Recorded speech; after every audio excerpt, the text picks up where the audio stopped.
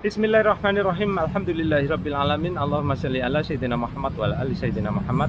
Kawan-kawan, dalam video kali ini ya saya akan membantu seseorang ya, subscriber yang kebetulan rumahnya dekat sekali dengan rumah saya. Jadi ya bisa dikatakan tetangga lah meskipun beda blok ya. Nah, di sini beliau katanya masalahnya adalah tandonnya itu selalu meluber sehingga kemudian kemarin tagihan pamnya yang biasanya hanya 100.000 atau 200.000 tadi ya, kemudian melonjak menjadi 800.000 ya. Nah, akhirnya beliau waktu senggang malam hari gitu melihat kok ada aliran air, padahal nggak ada orang lagi pakai kamar mandi atau dapur gitu ya. Jadi air di selokannya itu kok ngalir terus dari dalam rumah gitu. Nah, setelah diselidiki rupanya tandonnya meluber ya. Malam hari terutama itu kan air pam itu kan tekanannya kencang, sehingga ketika malam hari itu meluber luar biasa banyak, sehingga kemudian tagihan pamnya ya melambung tinggi ya, yang biasanya tadi berapa, antara 100-200.000 menjadi sampai 800.000. Baik, akhirnya saya datang ke rumah beliau, lalu kita lihat bagaimana ya. Ini saya akan naik ke lantai, ini atapnya lantai 2 ya, bisa dibilang lantai 3. Ayo kita lihat sama-sama. Baiklah, sekarang saya udah berada di atas atap ya. Ini tandonnya ada di sebelah situ. Kelihatan langsung dia luber ya. Ayo kita lihat. Kayaknya sih gampang ini. Masalah yang sangat simpel ya. Ayo kita lihat. Ini harus hati-hati ya, karena di atas atap pas tulangnya gini ya. Kalau nginjak pas ada bautnya ya seperti ini. Sekarang kita sudah sampai di lantai. Oke, kita cari yang kering ya. Yuk kita buka. Ini kualitas tandonnya cukup bagus sih, cuman wow, tekanannya tinggi. Saya buka langsung kedengaran ya tadi bunyi suaranya. Airnya bertekanan. Tuh, ini bentuk ininya, bentuk pelampungnya. Jadi kebocoran ini ada dua kemungkinan ya kawan-kawan. Bisa bocor lewat sini ya, artinya klep pelampung nggak bisa nutup rapat. Atau perhatikan ya, atau bisa juga lewat sini. Ini kan check valve nih, harusnya dia hanya bisa turun, nggak bisa masuk ke sana ya. Nah, ini kalau check valve ini bocor, maka air akan masuk ke sana, kemudian mengisi tandon ya, karena tekanan pam di sini cukup kuat ya. Nah, ini kita nggak tahu. Cara pengujiannya, kita harus tutup salah satu. Nah, dalam hal ini saya akan nutup yang dari sini ya. Kalau di sini nanti saya tutup ya, apakah masih terjadi luber seperti ini? Kalau di sini kita tutup ternyata masih luber ya, artinya terjadi kebocoran di check valve bawah sana. Sekarang kerjaan kita adalah melokalisir. Sekarang sumber air akan saya tutup, lalu di sini saya ganti keran biasa ya untuk menutup alirannya. Oke kawan-kawan, karena ini tadi nggak ada alat untuk menggantikan keran ini, akhirnya ini tadi saya kurangin aja levelnya. Saya pakai selang ya, ini tadi selangnya saya kurangin sehingga permukaan turun. Jadi klepnya ini sekarang udah terangkat, dan kita bisa lihat ya bahwa ketika permukaan air sudah di bawah klep ini, terlihat tidak ada tetesan air. Berarti ini klep ini bagus ya. Klep ini bagus.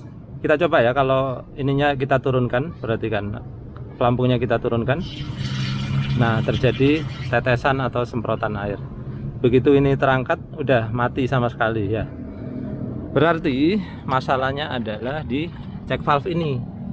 Nah, check valve ini mereknya cukup bagus sih. Jadi saya nggak curiga ini rusak, tapi mungkin saja kotor ya, karena kita bisa lihat di dalam sana itu ada hitam-hitam ya, bisa lumut, bisa pasir, bisa saja dia menyangkut di pintu check valve ini. Ketika dia nyangkut di pintunya nggak bisa nutup rapat, sehingga air pengisian ya, ketika ke atas sudah tertutup oleh klep pelampung, dia tekanannya akhirnya mencoba cari jalan, akhirnya dia melalui sini, melalui pintu yang tidak tertutup dengan rapat. Ini check valve ini ya, seperti sering saya jelaskan, air itu hanya bisa ngalir dari dalam tandon keluar atau turun ke sana, tapi dia seharusnya tidak boleh ke arah sana.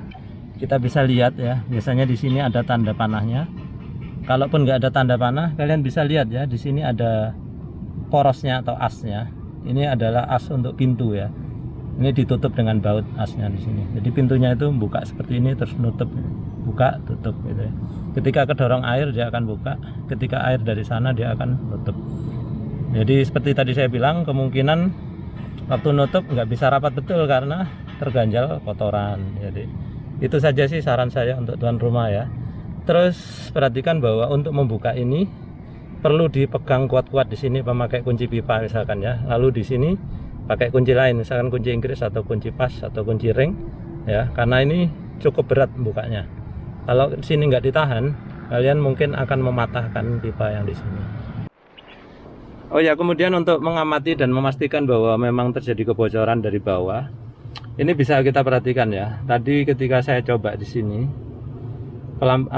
batang ini tadi kan udah terangkat nih, sekarang udah pelan-pelan mulai tenggelam, nanti makin lama akan makin tenggelam. Tadi sudah saya amatin, saya nggak perlu nunggu lebih lama lagi. Kesimpulannya udah jelas, memang terjadi kebocoran di check valve. Nah akhirnya seperti itu tadi ya kawan-kawan, kita sudah mengetahui bersama, kita sampai pada kesimpulan ternyata terjadi kebocoran pada check valve bagian bawah ya. Nah, bagi kalian yang ada yang kebingungan, ya, kok rangkaiannya seperti itu? Ya, ini rangkaian ini sudah sering saya ajarkan ya, kawan-kawan.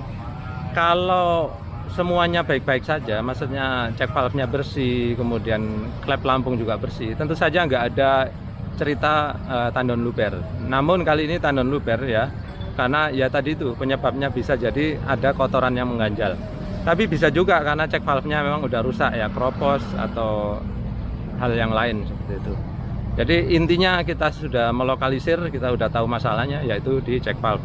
Nanti setelah dibersihkan ternyata masih bermasalah ya, bisa kurang bersih atau bisa memang cek valve-nya rusak ya, seperti itu. Nah, sistem yang seperti ini bagi kalian yang belum tahu ya, silakan lihat kembali di video saya, nanti saya tampilkan di layar ya. Kemudian saya akan tampilkan juga di kolom description ya, linknya nanti kalian bisa melihatnya di sana. Baik, sekian dulu, mudah-mudahan video kali ini bisa memberikan ya wawasan baru pada kawan-kawan dan bermanfaat ya. Sekian dulu dari saya, terima kasih sudah menyaksikan.